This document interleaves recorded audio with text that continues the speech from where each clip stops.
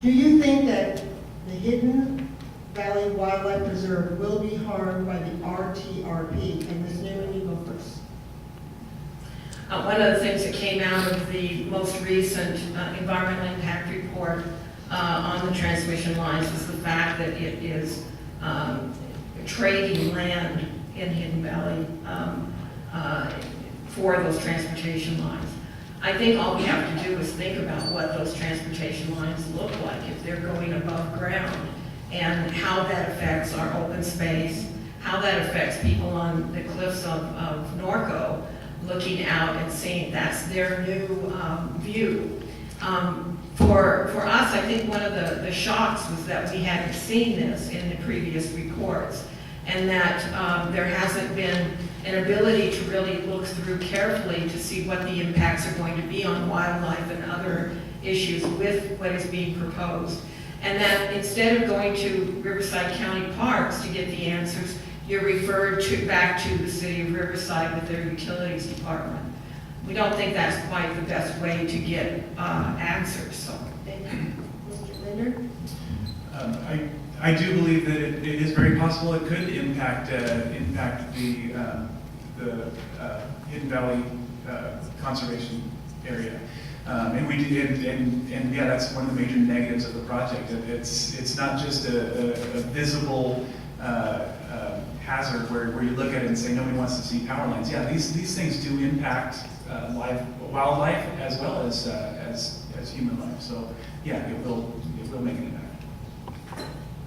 Thank you, Mr. Gardner. Yes, absolutely will have an impact, and it will be a negative impact. Any construction project has a negative impact wherever it's built, and this is no exception. We can make a decision to trade a visual impact, overhead lines, against excavating along the whole length, which is a different set of impacts. We can look at all different alternative locations. I don't think there's any real question that Riverside needs a second point of interconnection.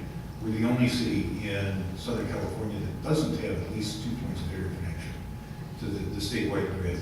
And wherever you build it, there will be impacts. Anybody who says there aren't is just not being honest.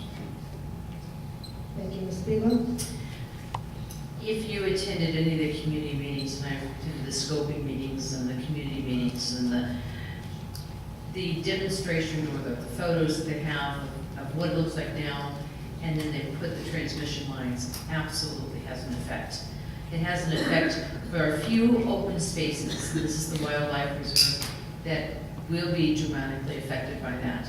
And so we do have to be back to where I was saying before about the least harm that we can do.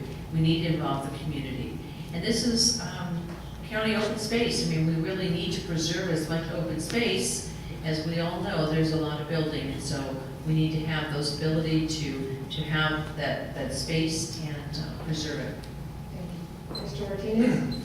Yes, it will impact it. I love to ride my horse down there, and you can imagine whether it's above ground or underground, it is going to impact that area. Sure, it's going to create jobs. Goes back to what I said before. It'll stimulate the economy, create jobs, but at the end of the day, it would have to come up to you to ask whether or not you want it there. Now, the utility companies can argue that it's going to cost too much money to move it around somewhere else, but money shouldn't be an issue. But I'm totally against it, and it's a pretty straightforward question.